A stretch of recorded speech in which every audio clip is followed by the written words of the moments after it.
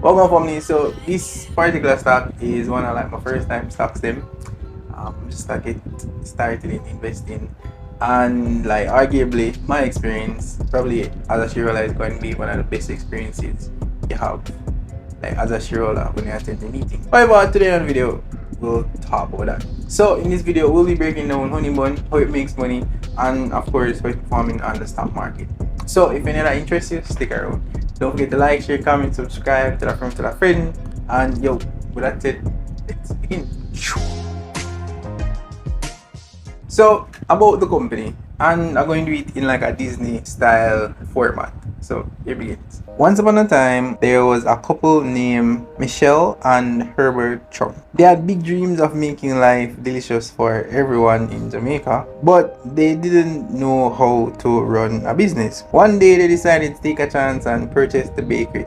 Despite their lack of expertise, with only 12 employees, they sold all sorts of tasty treats like pizza, lobster patty, and exotic French pastries. But they knew they wanted more. Then in the 1990s, economic disaster struck. The Jamaican dollar was devalued and the couple knew they needed to make a change. They took their best-selling product, donut at that time, and moved to a larger space on Retirement Road. They convinced other donut vendors to sell their donut, and soon business started booming. As demand grew, the couple added cupcakes and a night shift to keep up with the demand. They even introduced their famous cinnamon roll in 2000. Always innovating, they were among the first in the island to use a seal and press machine to pack their products in single seal printed packages. One day, the couple decided to expand their business beyond Jamaica.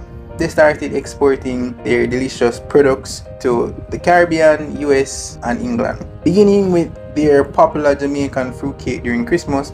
But when the season ended, they added rum cake to their product line, and people loved it. In 2004, they moved to their current location on Retirement Crescent, and in 2011, they became publicly listed on the Jamaica Junior Stock Exchange. They were even HACCP certified in 2016, making them the first Jamaican bakery with the distinction. Today, Honey Bun employs over 400 people and has over 40 delicious product line under their brand. Their story is a reminder that even if you start small, with hard work, determination, and the love for making life delicious, you can achieve great things.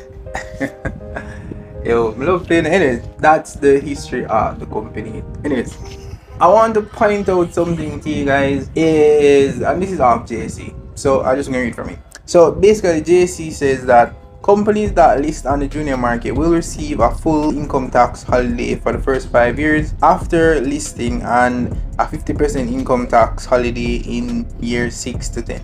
And if Honey Bun was listed in 2011, they should be paying tax now, well, as of June 2021. So I think that was like an interesting thing to note. It's also on their page, so can say that also.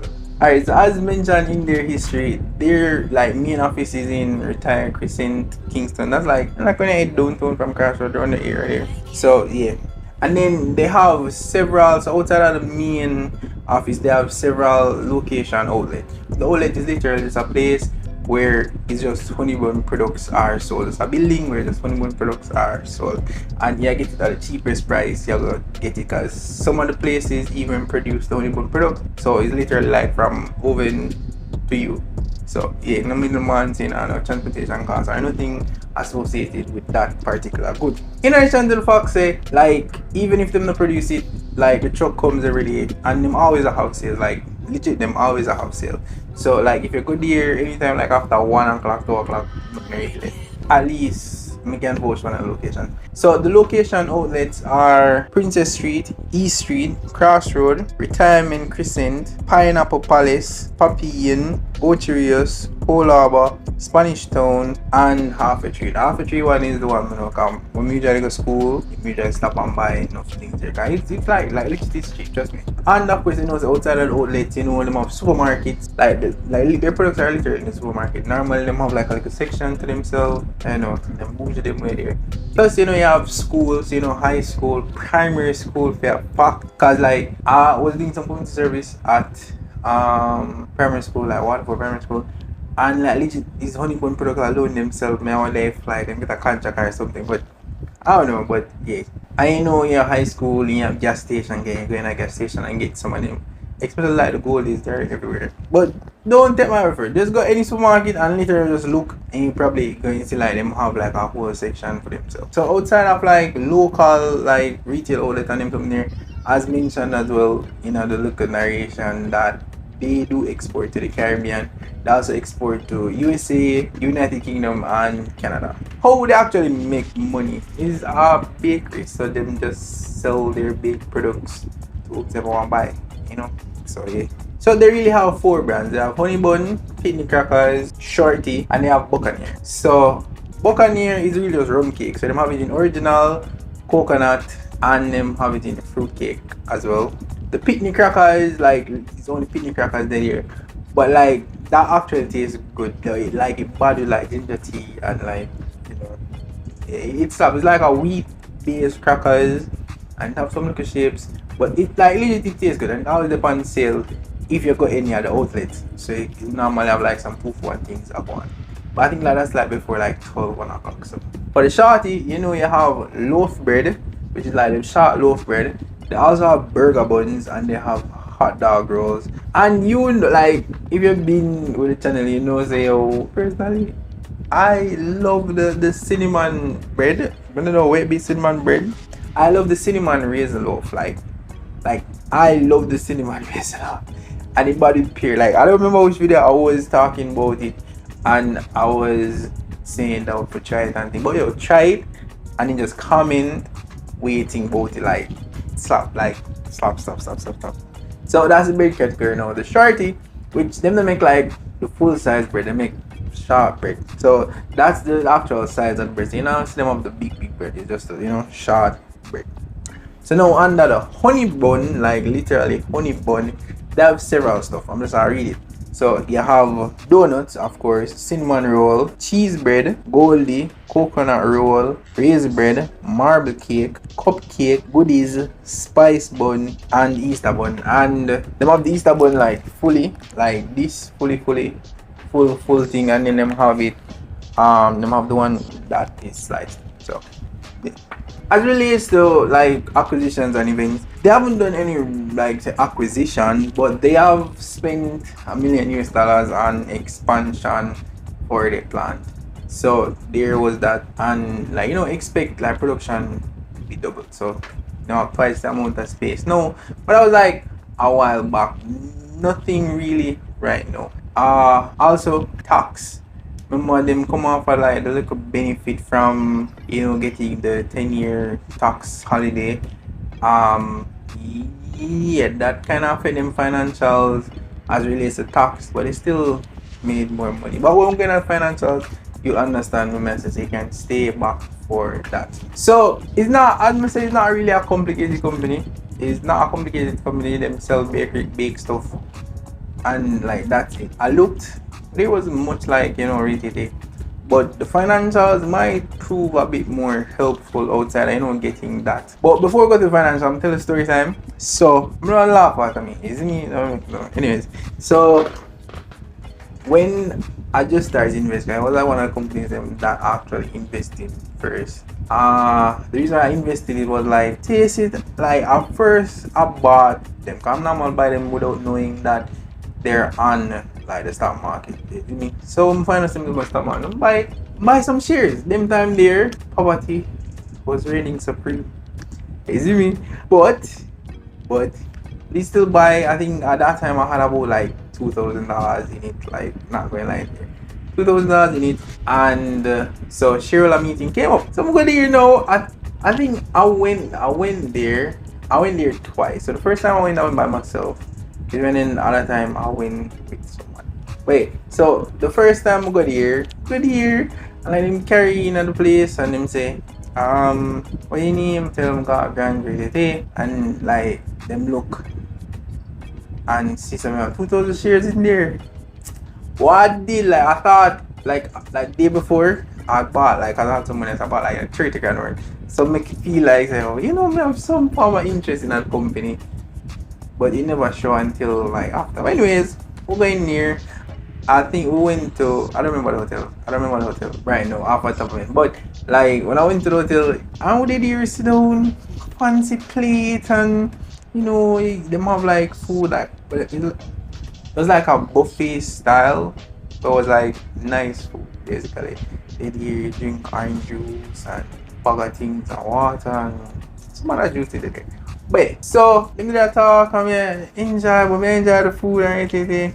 So when it come now, like when Cheryl meeting done, like I see they had like two set of bags on the table. Like one set to the left, one set to the right. And then like after them so you can just go like, you know, help with yourself.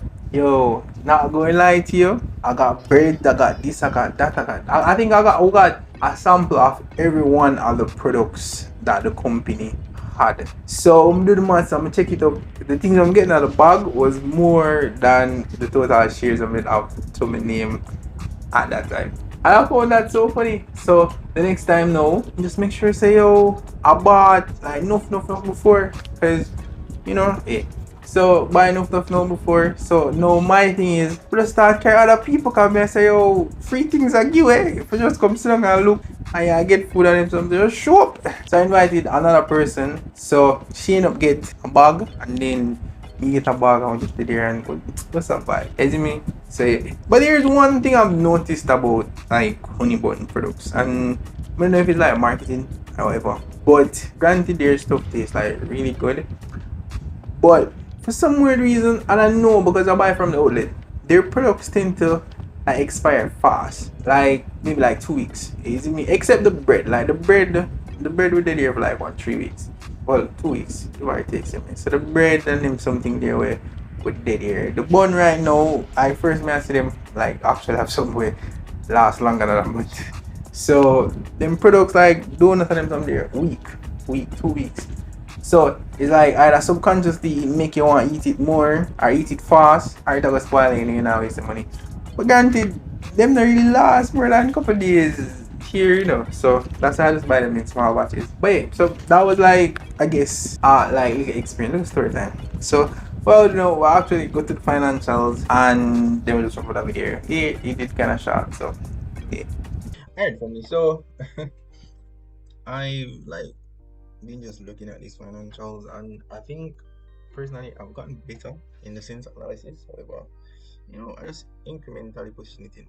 So there's not much I would want to say as it relates to the whole financial in general. However, there was two parts I wanted to highlight, like show you something per se. Everybody always doesn't zoom up, because most of much on the phone, so I'm gonna zoom up. Alright, so this is the income statement basically, and I highlighted the cost of sale, well, revenue and cost of sale. So I want to show you something. So cost of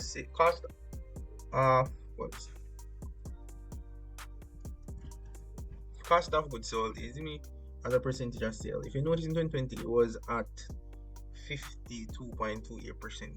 Alright, and even though they grew, essentially they were operating at the same level of efficiency, which is around the 52 region. Same way,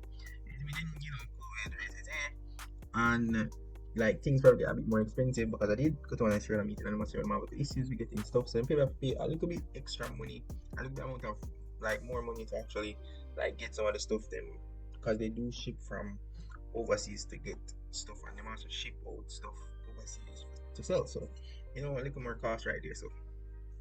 So holding that constant, just say COVID maybe, and that kind of increase the cost to sell their products, basically like cost to sell their products. But as you can see, year by year they've been growing as really as that percentage of is 28 in 2021 and 37.66 percent growth for 2020. So this would be from 2021 28%, and from 2021 to 2022 37.6% from that. Regardless, this I think I can probably just showing you this bit Excel. That's the one I use them. So basically, you can see like the growth. This was like less than a percent growth right here, so as you can see, and in 2020, you know, cost got up to 14%. So that's that as relates that. Now we'll go on to where we're saying the tax. So profit before tax would have been this 191. You can see 191,0 for okay, 191 million much, and it it went up in 20 it went up in 2021, but in 2022 it fell off a bit. All right, fine. But if you look right here, so you see tax, which I already stated in like I said that most of the video, then come off for the actual they came up with the actual like benefits. So now they start paying full tax. This was at 50%, and give or take, this now is around rate 80. But if you can, that's why I'm putting a percentage so you can see better. So you have roughly 12%, and then if their last break would have been this year, which is 2021, 2020, 2021, then for this one now they're going to pay more, and you can see that 24% is about two times 12%. So now they want to pay 100%. And because they probably paid they made a little bit less money, so they paid less taxes basically. But you can see now that you have to start looking out for the taxation, which is about like a good 20% of them revenue. No, them profit before tax now. So that was one thing that I wanted to show. Earnings per share, it went up in 2021, but it's going to fall in 2022. So yeah, that was like one of the main stuff I wanted to look at.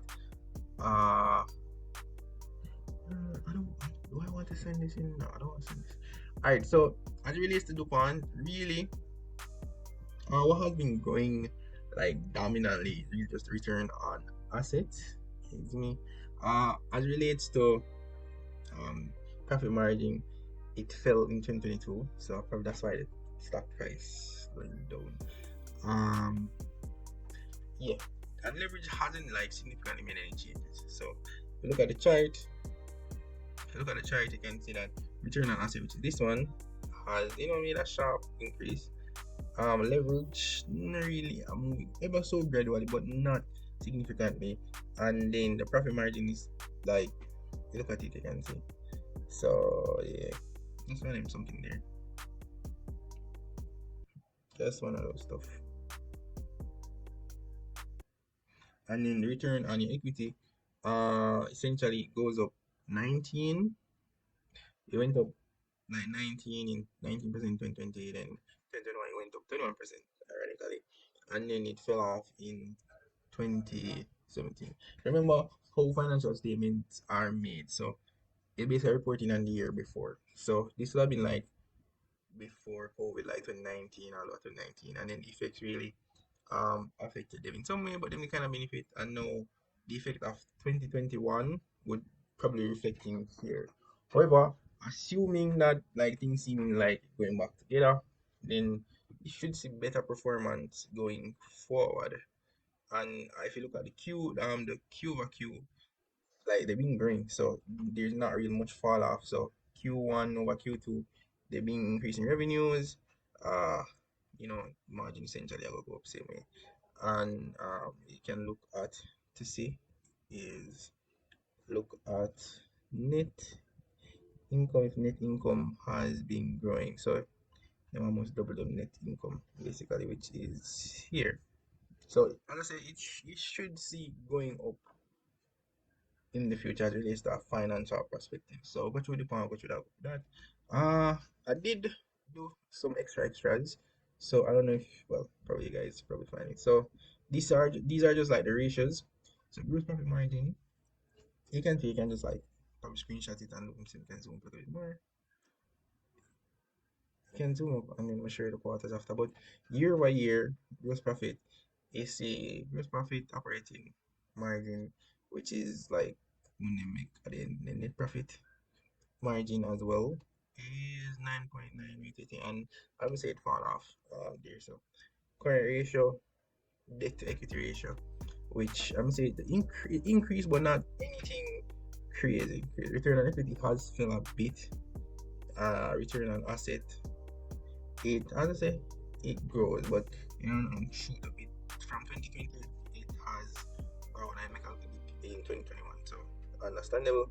PE, which like the price now is actually, I think I probably should change the price though, because I did it at $6.15, and as a recording it's like at $6.31, but it's going to be relatively the same. So yeah, there's that.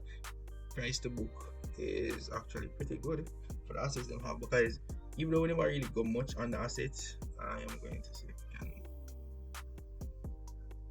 if you look at assets over the years, half a bill, non-current assets, 827, they've been growing. They've been growing current, been growing minimum of a lot of other inventory and something there increasing. Yeah. Equity has also increased.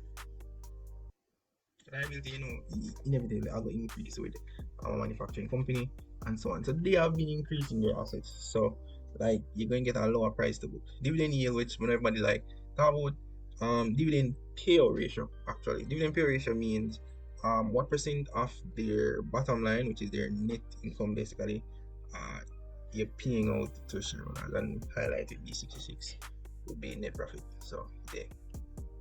So what percent? And this is like a relatively okay amount.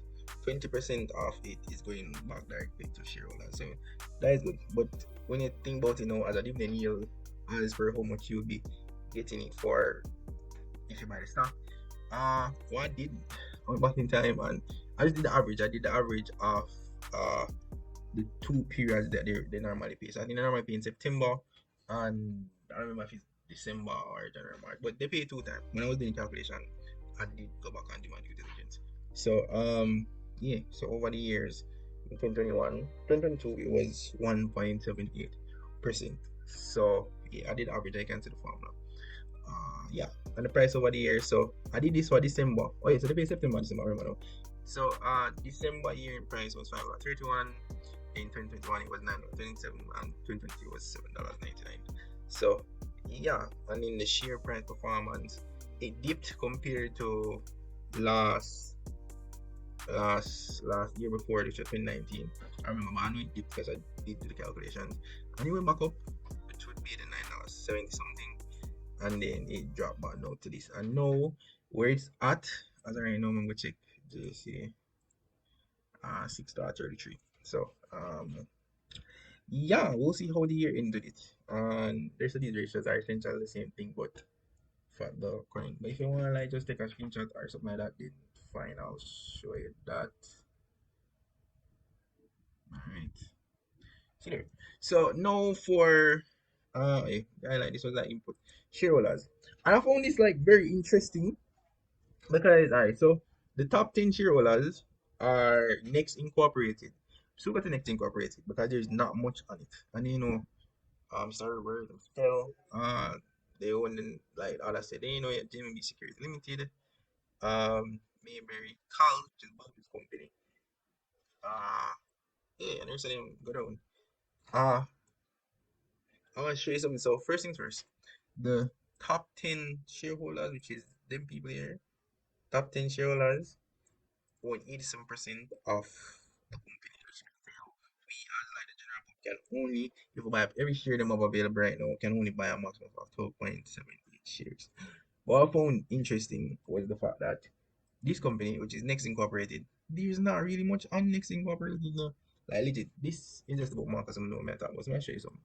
So I'm gonna go Google, I'm gonna find nothing really. So I'll just go to BAM, type in Next, and you're going to see them show this. So specifically it's supposed to go to 3.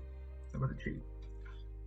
This is all that is on Next Incorporated from Honey Bun. Next Incorporated are registered, a company registered under the Belize IBC International some Act, owns 56.5% of the issued shares of the company. One, I think this is where the like changing equity will be important, but for it, because as you can see, it has show 56 right here. So, but then when you go on, there's something it has show 54. Means all the transactions were done like after them do some manifestation notes, I guess. But 3 and 6, which I'm gonna say they're doing some transactions there. So yeah, currently outside of my, I think we probably could have like sit down and made it, but probably not even worry about that. Yeah, so there's literally not much on it. Basically, like you know, not really much on the company. So there's no it's a company registered under the bellies. I know 54% of the company. I feel like it's a holding company, but I'm not sure. So I'll keep my opinions to myself. As relates to shareholders, directors, evidently father, mother, and son as well, and then shareholding of senior officers. So son, father, mother, son, and I'm going to see if I can show you a picture of each of them. So go back to, so we can go to directors. Just get the board of directors. All right, so goes the bomb. So Mr. Herbert right here. So yeah, I've seen him quite a few times. I've seen him like 4 times. Miss Michelle. Sorry. And you can like go on the financials and look at the accolades and so on and so forth. He's also their son, Mr. Daniel. Spoken to him quite a lot. He was the person who actually told me the whole shipping issue with their international supplier, and whenever I send out stuff as well. So there's that, and then you have other independent data, Mr. Moses, Mr. Wainwright, Mr. Ray, and even families them. Yeah. So honestly, Honey Bun is a family company, and it's always been that. They've always maintained a strong family holding position. So like for the longest while now. So I don't expect that to change. Dustin, so for the most part by Dan and her husband, who serves as chairman. Their son Daniel and Dustin are members of the executive team, chief operating officer and chief sales and marketing officer respectively. So Daniel is COO and Dustin is chief sales and marketing. So there's that. That's really, I guess, the overview of them. And then for relative valuation, companies within it, and this is manufacturing and this is the junior market. So we're looking at Honey Bun figures, PE, PBS rate, and as of right now, the stock price I just changed, it was $6.33. Yeah, $6.33, and their fair value price is $6.22. So it's like based on relative valuation, it's a bit overvalued, like by 1.63%. So take that as well. You could be a lot more stuff to talk about, but I want to keep this video relatively short. So yeah. Of course, thank you guys for watching. Relatively a short video, give or take. As always, make sure to like, share, comment, subscribe, tell a friend, send it to somebody as well, so you can experience it. Yeah.